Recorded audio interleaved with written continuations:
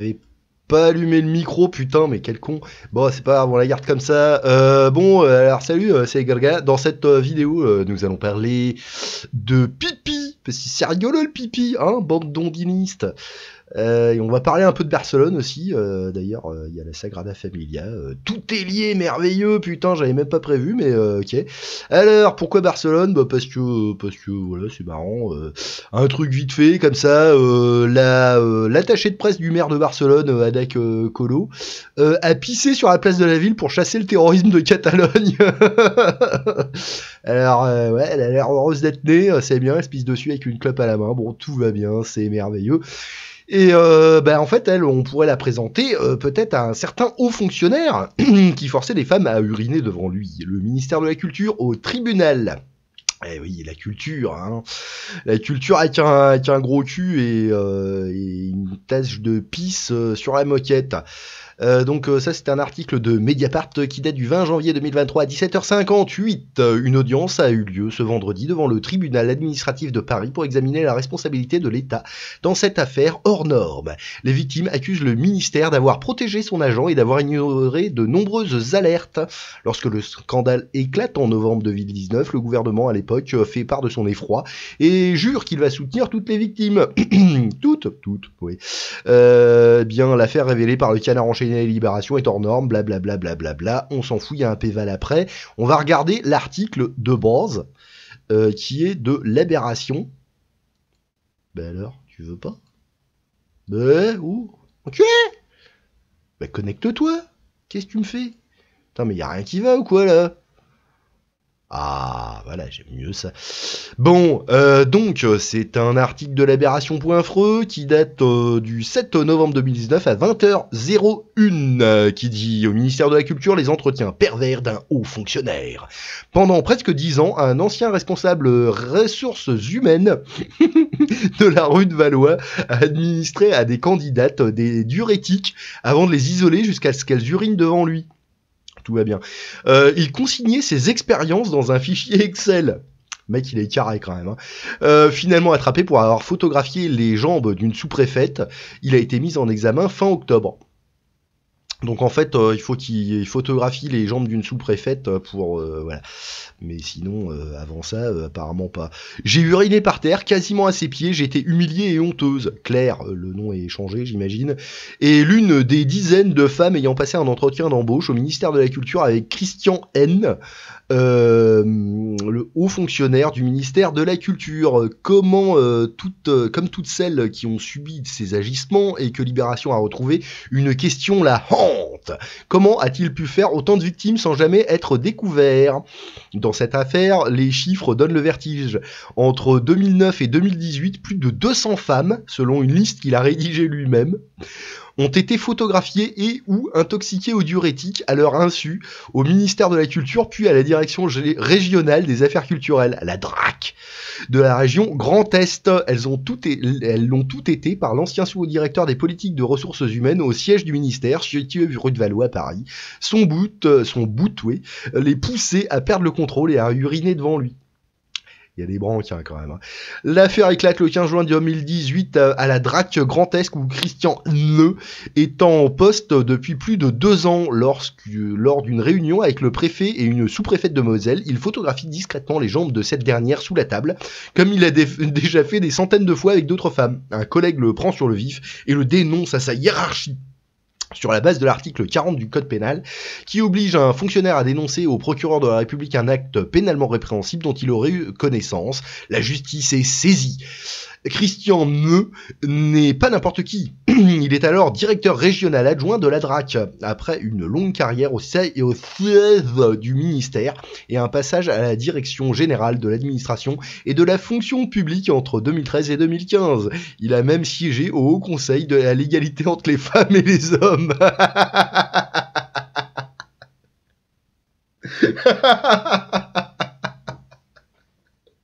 Ah, C'est génial. Contacté par téléphone, Christian Neu a d'abord nié avant de finalement reconnaître avoir photographié et parfois intoxiqué des femmes qu'il rencontrait dans le cadre de sa vie professionnelle, tout en minimisant la portée de ses actes. J'aurais voulu qu'on m'arrête avant, c'était compulsif. Bah ouais, bien sûr. Mais il n'y avait pas chez moi une volonté d'empoisonner ces femmes. Je ne pensais pas que le diurétique pouvait causer des problèmes médicaux, a-t-il dit à Libération. Pour preuve de sa bonne foi, il explique même avoir testé le médicament sur lui, mais il estime seulement 10 ou 20 le nombre des femmes qu'il a intoxiquées et assure que cela n'a eu lieu que rue de Valois. Bon, ça va, si c'est une fois au chalet rue de Valois, tout va bien. En octobre 2018, Christian Neu a été suspendu de la fonction publique avant d'en être révoqué 3 mois plus tard, en janvier 2019, date à laquelle une enquête a été ouverte par le parquet de Paris.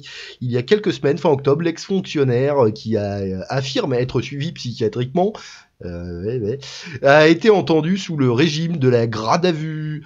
9 mois après l'ouverture de l'enquête, selon nos informations, Christian Neu a été placé sous contrôle judiciaire et mis en examen des chefs d'administration de substances nuisibles, d'agression sexuelle par personne abusant de l'autorité conférée par sa fonction, d'atteinte à l'intimité de la vie privée par fixation d'images, de violence par une personne chargée de mission de service public et d'infraction à la législation sur les médicaments. Dieu, ça en fait des trucs. Fichier Excel. Retour en juin 2018. Convoqué par sa direction, Christian Neu est mis à pied dans son bureau. Les enquêteurs de l'administration font une découverte déterminante. Sur son ordinateur, ils trouvent un fichier Excel intitulé Expérience. C'est là que Christian Neu consigne la liste d'une partie de ses victimes. Là aussi qu'il conserve des photos et pour celles qui ont subi ces expériences, il note leur réaction au diurétique, l'heure de prise du médicament et l'endroit où se déclenche l'envie d'uriner. Et c'est bien, le mec, il consigne tout, c'est bien. C'est propre. 5 femmes ont accepté de raconter à Libération les circonstances de leur rencontre avec ce fonctionnaire. Le récit commence souvent de la même manière par un entretien d'embauche. J'ai candidaté en juillet 2012 directement via le site internet du ministère et finalement c'est Christian Neu qui m'a rappelé, se souvient Claire qui a alors 35 ans. Pour Anaïs, c'était en août 2013, c'était mon premier vrai boulot, je postulais pour un poste aux ressources humaines du ministère de la Culture. Élise de son côté sera mise en relation avec le haut fonctionnaire grâce à un contact en interne qui lui transmet son CV directement pour augmenter les chances de la femme de 22 ans d'entrer au ministère. Il m'a recontacté et on a eu un entretien en mars 2012. Il n'y a que le récit d'Alizée, 22 ans à l'époque, qui diffère de ce modus operandi. Elle travaillait déjà au ministère lors de sa rencontre avec Christian Neu, qu'il a reçu à la fin de son apprentissage, 9 mois au cours desquels elle a travaillé rue de Valois entre 2010 et 2011. Au bord du malaise. Lorsque l'homme reçoit des candidats dans son bureau, la manœuvre est toujours la même. Il leur propose un thé ou un café, s'éclipse et revient quelques minutes plus tard, boisson en main. Entre-temps, à l'abri des regards, il a glissé une dose diurétique du furosémide. Ok. Chaque victime remarque alors que l'homme a un comportement étrange. Il donnait l'impression de jouer avec son téléphone sur ses genoux. En réalité, Christian Neu prend des photos sous son bureau. Après une brève discussion, il propose aux candidates de sortir visiter le quartier en plein centre de Paris. Cap sur le Louvre, la place des Victoires, les Tuileries. Pour travailler au ministère de la Culture, il faut se familiariser avec le patrimoine. Ouais. C'est alors le début d'un chemin de croix pour certaines, qui pour certaines durera plus de 3 heures. Car le diurétique commence à agir et le plan est bien rodé. Christian Neu va choisir un itinéraire permettant d'isoler ses victimes et de les éloigner des cafés ou des musées où elles pourraient trouver des toilettes. Au bout d'un moment, l'envie est trop forte, je lui demande une pause technique. Se souvient Karine. L'homme oriente leur déambulation vers les quais de Seine. Je sentais mon ventre gonfler, j'étais au bord du malaise. Sous un pont, j'ai baissé mon pantalon et ma culotte et j'ai uriné. Pendant ce temps, il tenait son manteau devant moi pour me cacher et regarder mon visage. Oh putain de merde. Dans le tableau Excel, Christian Neu relate l'expérience subie par Karine à son insu et note: elle commence à baisser collant et culotte noire. Elle s'accroupit et lâche un jet très fort et très long. La jeune femme lui explique être au bord du malaise lors de son entretien dans les rues de Paris. Élise se souvient aussi de cette envie fulgurante d'uriner. Je lui dis clairement que je ne me sens pas bien, je m'écroule de douleur. Des gens se sont agglutinés autour de nous, raconte Élise.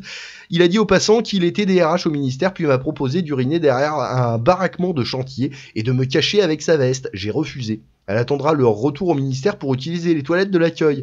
On est loin d'une fixette lunatique et indolore. Les conséquences sont réelles et graves. Elise sera hospitalisée pendant 4 jours après ce rendez-vous pour une infection urinaire. Ah ouais, quand même.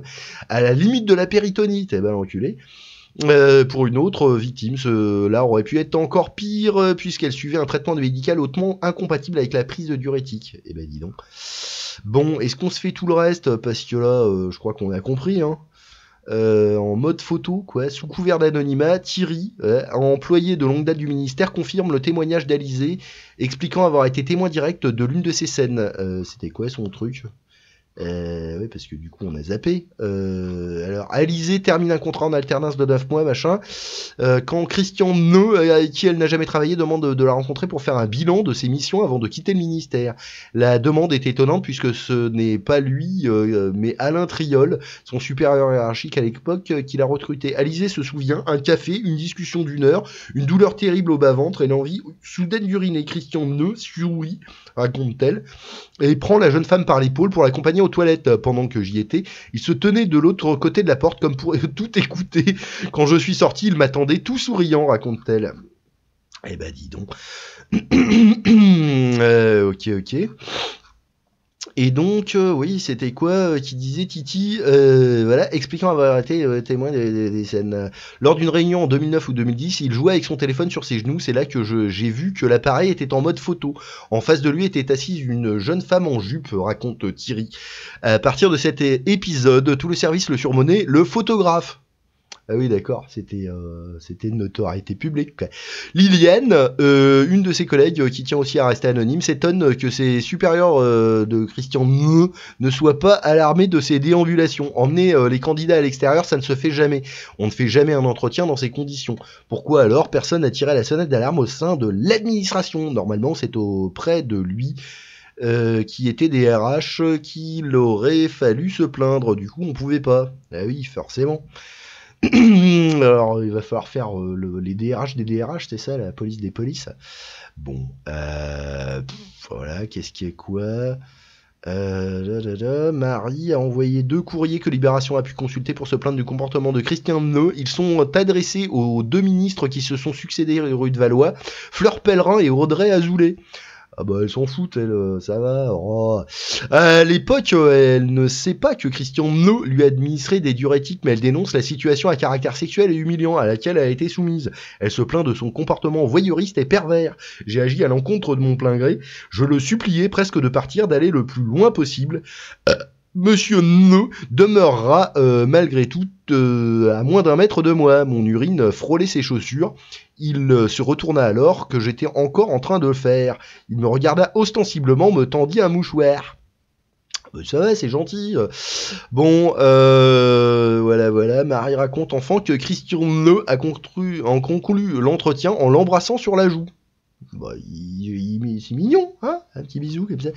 Bon, voilà, quelqu'un de haut placé. À l'époque, la police aussi va refuser de s'intéresser à la situation. En 2015, Marie a tenté de porter plainte quelques semaines après son entretien avec Christian Neu, sans savoir alors précisément quoi. Oui. La jeune femme est persuadée que quelque chose d'anormal s'est produit lors de la rencontre. Là, dans un commissariat parisien, elle était conduite. Ils m'ont pas du tout prise au sérieux. Ils m'ont dit que c'était quelqu'un de haut placé, qu'on ne pouvait pas porter plainte comme ça. Bah non, attendez, c'est monsieur machin là.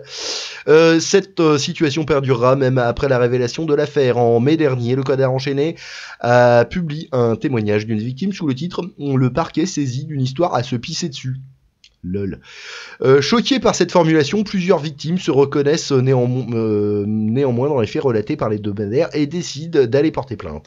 Claire a dû convaincre les policiers, ils minimisaient en disant que je n'allais pas porter plainte ou déposer une main courante pour avoir fait pipi. J'ai dû leur montrer l'article du Canard enchaîné pour qu'ils me reçoivent.